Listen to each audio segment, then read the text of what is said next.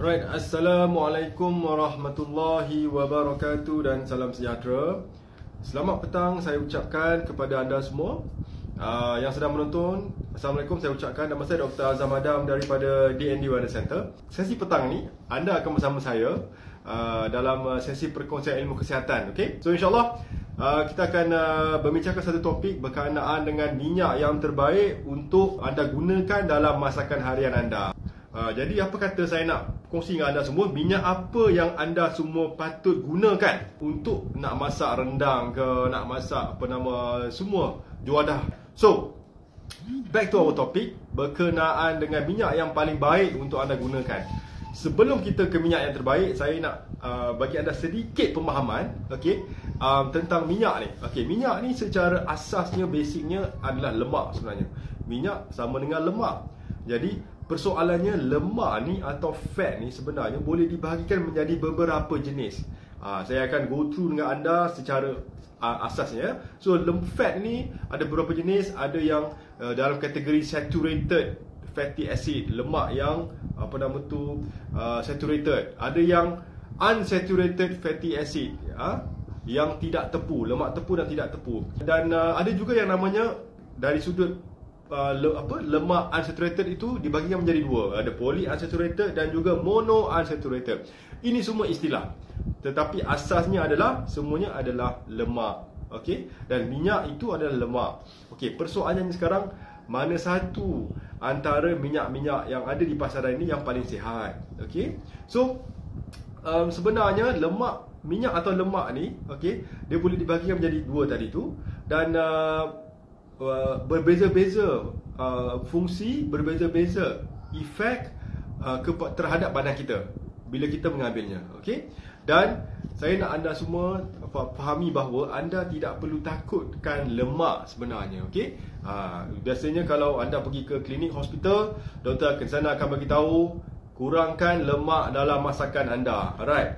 Betul. Lemak yang dimasukkan oleh doktor kat hospital klinik tu adalah lemak yang saturated fatty acid, lemak yang tepu.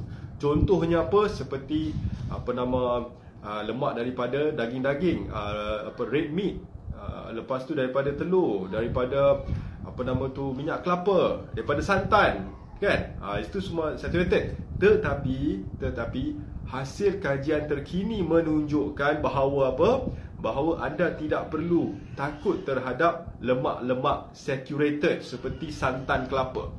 Kerana menurut kajian terkini, saturated fatty acid ini, lemak tepu ni bukanlah penyebab kepada penyakit-penyakit seperti kencing manis, darah tinggi, kolesterol tinggi dan juga sakit jantung.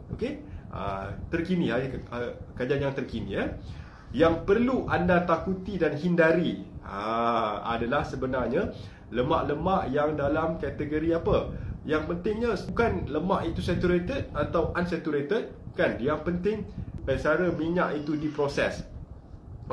Dan apakah komponen yang terdapat dalam minyak tersebut. Jadi syarat yang anda perlu pegang untuk menggunakan minyak yang sihat adalah, nombor satu, anda kena pastikan bahawa minyak yang anda gunakan dalam masakan, sama ada nak masak hari ni atau masakan juadah beraya, adalah minyak yang unrefined, yang tidak diproses, atau istilah mat salihnya extra virgin atau virgin, unrefined. Apakah contoh unrefined ni? Apakah maksudnya? Maksudnya tidak diproses. Contoh, kalau anda pergi, yang menjadi biasa adalah extra virgin olive oil, minyak minyak zaitun extra virgin. Kemudian minyak kelapa dara juga. Minyak kelapa juga termasuk kategori unrefined. Kemudian ada yang kalau biasa di luar negara menggunakan minyak avocado. Minyak avocado juga sihat sebenarnya, tapi syaratnya anda kena cari yang organik. Itu contoh unrefined atau istilahnya extra virgin. Dan anda juga perlu pastikan minyak yang anda pakai ada istilah cold press. Bermaksud apa cold press ini? Cara minyak ini dihasilkan tidak melibatkan bahan kimia dan juga haba. Tidak melibatkan, sebab itu namanya cold press. Dia mengekstrak minyak-minyak ni tanpa menggunakan haba dan bahan kimia. Oleh kerana itu nutrients, zat-zat minyak tersebut dapat dikekalkan. Kan? Sebab minyak yang highly refined, yang diproses, semuanya melalui proses melibatkan bahan kimia dan haba. Dan sebab itu minyak-minyak yang melibatkan bahan kimia dan haba ni, contoh apa dia? Ini saya nak beritahu minyak yang anda perlu hindari. Nombor 1, semua vegetable oil, semua minyak seperti minyak soybean, minyak canola, minyak jagung, corn oil, minyak sunflower, minyak bunga matahari, minyak safflower oil, peanut oil, kan, grapeseed oil. Semua minyak ini anda perlu elakkan kerana ianya satu adalah termasuk kategori highly refined, sangat-sangat diproses, dan ianya diproses melibatkan haba yang tinggi. Hampir zero dia punya zat. Bukan sekadar itu, minyak yang saya sebutkan tadi itu juga tinggi dengan kandungan omega 6. Kita bincang pula pasal omega. Okey, jadi syarat nombor 3 yang anda perlu kenal pasti atau anda perlu consider dalam memilih jenis minyak adalah kandungan omega 3 dan omega 6-nya. Okey, so omega 3 ni adalah fatty acid. Sifatnya adalah anti-inflammation atau anti radang. Omega 6 pula sifatnya pro-inflammatory atau menyebabkan radang. Okey, so anda perlu memastikan bahawa omega 3 anda lebih tinggi daripada omega 6. Okey, barulah ia seimbang. Sebab kita nak pastikan radang, anti radang lebih tinggi dan kuat berbanding pro radang. Okey, sama ada omega 3 lagi tinggi atau dia seimbang. So rasionya adalah kita nak 1:1. 1 omega 3, 1 omega 6. Now, masalahnya adalah okey, kita punya modern diet kita, makanan-makanan seharian kita yang biasa kita ambil, ianya tidak rasio omega 3 dan omega 6 tidak sebegitu. Okey, so kalau ikut kajian, rata-rata makanan yang kita consume, yang kita makan hari ini, rasio omega 3 dan omega 6-nya adalah 14:1. 14 omega 6, 1 omega 3 saja. Jadi sangat-sangatlah menyebabkan keradangan. Semua makanan yang kita ambil ni bersifat pro radang, pro inflammatory. Sebab itu ramai orang daripada orang kita ni senang terkena penyakit 3 serangkai, terkena penyakit kencing manis, darah tinggi, kolesterol, sakit jantung, disebabkan pemakanan yang tinggi dengan omega 6. Jadi antara cara lain nak elakkan radang, minyak yang anda guna nak memasak ni kena hati-hati. Anda kena pilih. Jangan pakai minyak yang tinggi omega 6. Contoh, saya ulang balik, minyak yang anda perlu elakkan: 1, minyak soybean; nombor 2, minyak canola; nombor 3, minyak corn, minyak jagung; nombor 4, minyak bunga matahari, sunflower, elakkan; peanut oil, minyak kacang; dan semua minyak vegetable oil, elakkan. Okey, so bila anda nak elakkan minyak yang tinggi omega 6, anda lebihkan minyak yang tinggi dengan omega 3 pula. Okey, contohnya antara yang bagus adalah olive oil. Olive oil tidak ada omega 3 tetapi rasionya sangat baik. Okey, so kalau anda dah ubah minyak anda, maka anda telah membantu badan anda untuk mengurangkan radang.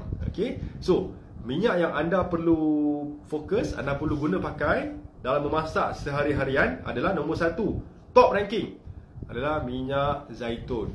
Pastikan ianya extra virgin, maksudnya tidak diproses, dan juga cold press, tidak melibatkan haba dan bahan kimia dalam mengekstrak minyak tersebut, dan organik.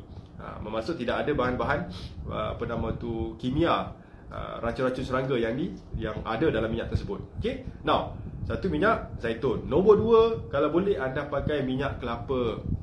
Tapi cari yang organik, cold press, virgin coconut oil. Okey. So minyak kelapa. Minyak kelapa sebenarnya ada di farmasi, anda boleh cari. Anda boleh gunakan untuk memasak. Alright. Dan nombor 3 yang antara yang tersihat adalah minyak avocado. Avocado oil juga tinggi, tinggi dengan omega 3. Jadi sangat-sangat rendah dengan omega 6 yang menyebabkan anti pro radang. Okey. Kemudian nombor 4. Nombor 4 barulah kalau anda nak boleh ambil minyak yang biasa kita gunakan, iaitu minyak kelapa sawit, palm oil. Itu last option, palm oil. Bukan tak boleh, tapi boleh. Alright. Okay. Antara keempat minyak saya sebutkan tadi, okay, anda perlu pastikan kalau nak gunakan ni, cara masak juga anda perlu agak alert atau cakna. Contoh, sekiranya anda ingin memasak sesuatu masakan yang rendah dengan haba, low temperature. Okey, maksudnya anda memasak low temperature, anda boleh gunakan minyak zaitun. Okey, minyak zaitun. Kalau nak makan yang mentah, raw, anda nak letak sebagai dressing salad, juga minyak zaitun pilihan yang baik. Okey. Kerana apa? Kerana antara minyak-minyak ni juga berbeza dia punya smoke point dia.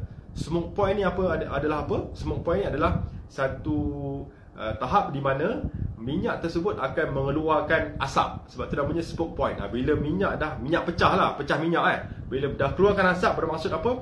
Asap yang dikeluarkan minyak itu adalah toxic fume. Memang bersifat toksik dan tinggi dengan radikal bebas. Kita tak nak sampai minyak berasap. Okay? So, untuk olive oil, anda pakai low temperature, haba rendah. Okay? Slow cooking, pastikan masak secara slow. Okay. Untuk jika anda nak masak masakan yang menggunakan haba yang tinggi dan agak lama, okay, proses pemasakan macam contoh rendang. Alright. Sempena raya kan, anda boleh gunakan avocado oil, anda boleh gunakan minyak kelapa, coconut oil, dan juga sudah tentu minyak kelapa sawit. Tiga ni, sebab ketiga minyak ni smoke point ni agak tinggi dan ianya dapat bertahan daripada haba yang tinggi. Okey, boleh dikatakan sesuai untuk medium to high cooking temperature. Okey, tiga minyak tersebut.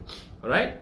So secara asasnya, okay, kalau anda dapat jaga semua konsep ni, insya-Allah. Okay. Ada yang bertanya pada saya, doktor, kalau kita pakai minyak seperti ghee, minyak sapi, right, atau pakai grass fed butter grass fed, boleh ke tidak? Okey, jadi ini ada perbezaan pendapat lah ya. Tapi kalau menurut kajian terkini sebenarnya grass fed butter dan juga ghee, minyak sapi juga boleh dikatakan minyak yang sihat. Tetapi dengan syarat kalau anda nak pakai minyak ghee, minyak sapi atau grass fed lembu yang diberi makan rumput, anda kena pastikan ianya purely organic lah, betul-betul organic, yang lembu tu betul-betul certified diberi makan rumput.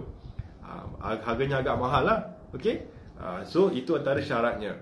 Now, jadi apa yang anda perlu pastikan juga, alright, saya nak ulang balik tadi tu, adalah anda perlu mengelakkan segala jenis trans fat. Ada jenis lemak nombor 4 adalah trans fat. Trans fat ni adalah satu lemak yang telah melalui proses hydrogenized. Contohnya seperti margarin, plantar kan, yang biasa kita buat kuih tu. Kan? Jadi nanti semua dah fikir, alamak, kuih dah banyak beli, tapi macam mana tu? Jadi sebenarnya kalau anda boleh, dia ada baker-baker ni menggunakan pure butter, pure grass fed butter. Bermaksud butter yang diambil daripada diproses menggunakan susu lembu yang organik. Grass fed butter, pure butter tapi harganya agak mahal lah. So saya rasa kebanyakan kuih-kuih luar sana tu menggunakan margarin atau butter yang biasa. Okay? Sebab apa? Dalam butter ni tinggi dengan trans fat.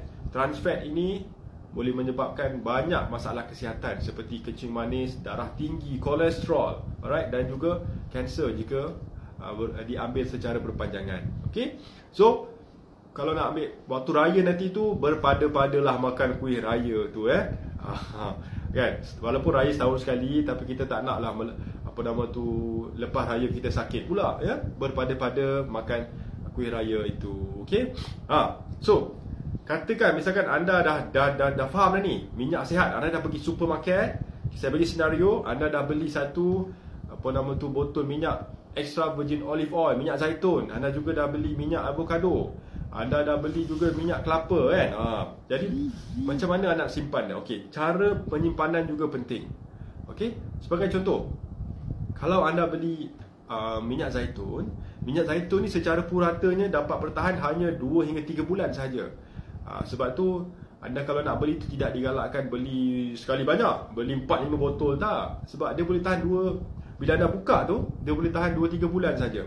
Lebih daripada itu, ianya sudah menjadi rancid. Dia maksudnya minyak tersebut sudah mengalami proses oxidation. Jadi ianya sudah boleh dikatakan rosak dan zatnya sudah hampir hilang, hampir kesemuanya hilang.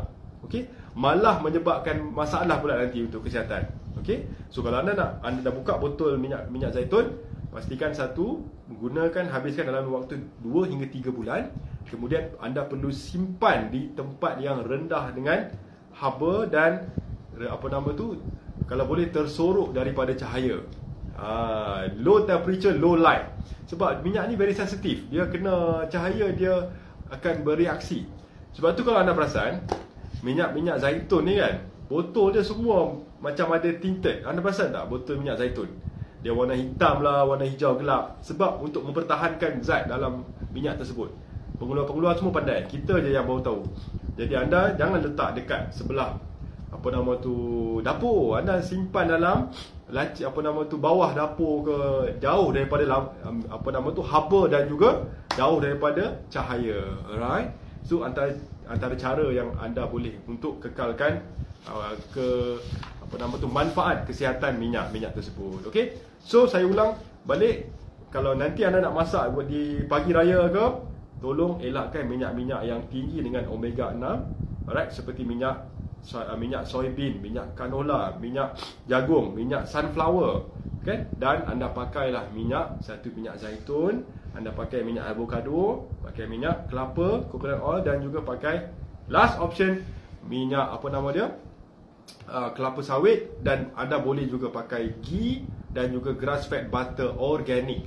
Okey, yang tidak diproses. Alright. So, alhamdulillah saya rasa anda dapat sedikit manfaat pada sesi petang ini. Sentiasa dalam keadaan walafiat. Alright. Jumpa lagi. Assalamualaikum warahmatullahi wabarakatuh. Terima kasih. Mengajar dia jadi dropshipper saya punya trainer. Saya dah ajar dia mereka untuk train you all tanpa modal langsung. Yang perlu cuma handphone dan jari yang masih boleh bergerak. Kalau itu ada, you dah boleh berniaga tanpa modal, tanpa risiko apa-apa. Sama ada you bekerja boleh buat part time ataupun full time suri rumah tangga, no problem. Dengan syarat you kena rajin sedikitlah belajar dan ikut apa yang kita tunjukkan, sebab semuanya dibuat secara percuma. So kalau nak di antara 5 hingga 10 ribu tu, orang kata apa, senang-senang aja kalau you buat betul-betul. Okey, nak lebih pun boleh, tak ada masalah. Nanti kita pelan-pelan akan ajar you, dan yang penting you sign up dulu secepat mungkin. Cuma 20 yang pertama saja, okey?